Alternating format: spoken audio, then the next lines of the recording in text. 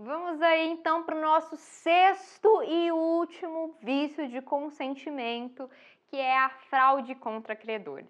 A fraude contra credores, ela está prevista no artigo 158 a 165 do Código Civil.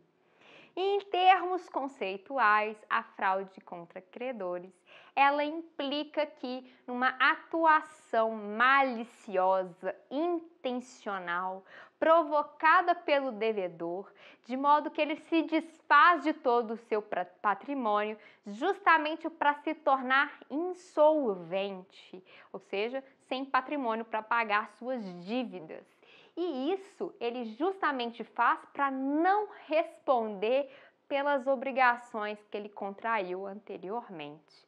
É aquela pessoa que está devendo todo mundo e não quer pagar ninguém. E aí, para ela não pagar ninguém, ela simplesmente se desfaz de todos os seus bens. Vende para o irmão, faz doação para o filho, vende casa, carro para o amigo. É esse tipo de situação. Desfaz, então, do seu patrimônio, se tornando insolvente, justamente com a intenção de não responder pelas obrigações anteriormente assumidas. O primeiro requisito aí da fraude contra credores é o evento danoso. Isso é o ato, daquele devedor de se reduzir à insolvência.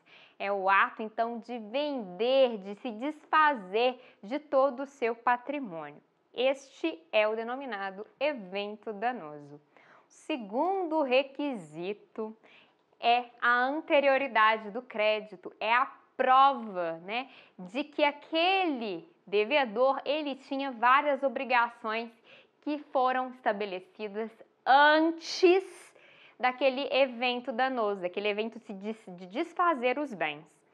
Aqui é importante destacar que a obrigação, ela não necessariamente precisa estar vencida. A obrigação, ela precisa apenas ser anterior ao desfazimento aqui do seu patrimônio. Ou seja, é o devedor saber que ele tinha obrigações anteriores, mas mesmo assim ele resolveu desfazer-se de tudo que ele tinha. O terceiro requisito, ele somente será exigido quando a gente estiver diante de uma alienação onerosa. Lorena, o que é alienação onerosa? Exemplo clássico, uma compra e venda. Então, ele só é exigido, então, no caso de alienação onerosa. Em caso de alienação gratuita, só esses dois requisitos, ok? O que é alienação gratuita? Exemplo, doação. Não há aí uma contrapartida financeira da outra parte. Então, vamos lá. Quando a gente estiver diante, então, de uma alienação onerosa, uma compra e venda, por exemplo, eu tenho que demonstrar o conluio fraudulento ou a ciência da fraude daquele adquirente do patrimônio do devedor. Ou seja, aquele que comprou um determinado veículo, comprou um determinado imóvel do devedor que está se tornando insolvente, essa pessoa que adquiriu tem-se então que provar a sua má-fé. Tem que provar então que esse adquirente, aquele que comprou o imóvel, ele tinha plena ciência de que ele estava contribuindo para a insolvência do devedor.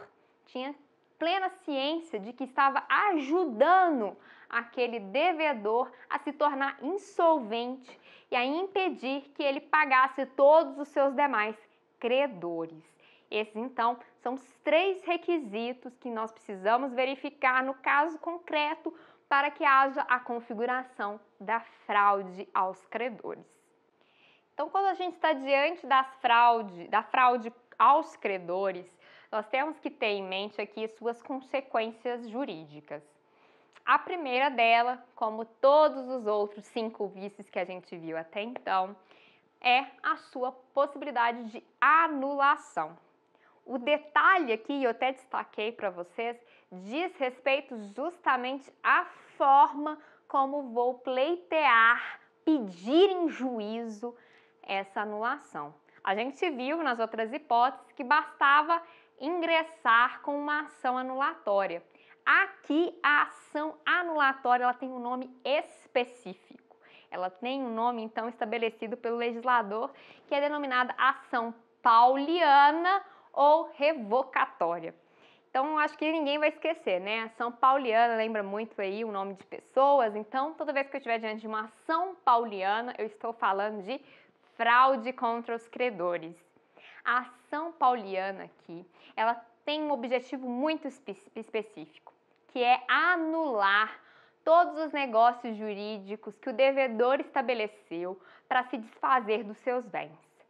Então, ela anula todos os negócios que o devedor fez com terceiros, com os outros adquirentes, para tentar eliminar aí essa insolvência dele. Então, o objetivo da ação pauliana é fazer com que aqueles bens retornem ao patrimônio do devedor. Olha a diferença.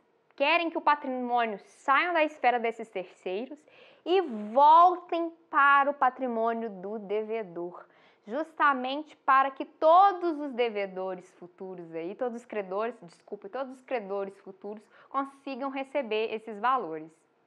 Então, a ação pauliana tem esse objetivo. Isso não significa que a ação pauliana queira desfazer todos esses negócios jurídicos de desfazimento dos bens para fazer com que esses bens vá ao patrimônio do credor. Não é isso, não vai para o patrimônio do credor. Tudo volta para o patrimônio do devedor. E aí sim, todos esses credores cujas obrigações foram firmadas anteriormente ao desfazimento do negócio jurídico poderão então acionar e cobrar as dívidas desse devedor. É esse o objetivo da ação pauliana. O prazo decadencial da ação pauliana, como nos outros casos, é um prazo de 4 anos. 4 anos que é contado justamente da celebração do negócio jurídico. Então, vocês viram aí só as diferenças que nós temos aqui com relação às consequências jurídicas. Só lembrar, fraude contra credores, eu tenho aqui a possibilidade de ingressar com a ação pauliana. Lembrar aí também que no caso da coação, o termo inicial é diferente. A contagem do prazo vai se iniciar justamente quando se cessar a coação. São os 2 pontos que eu tenho de diferença. O resto é tudo igual para todos os vícios de consentimento. Ok? Conseguiram perceber isso, captar isso? Então tá bom. Vamos aí para a última consideração com relação à fraude contra credores. Fraude contra credores é um instituto do direito civil que busca justamente desfazer todos os negócios jurídicos que o devedor insolvente fez para tentar escapar aí e não pagar suas dívidas. A fraude contra credores ela é ampla. Ela abrange aí todos os credores eventuais que esse devedor tiver.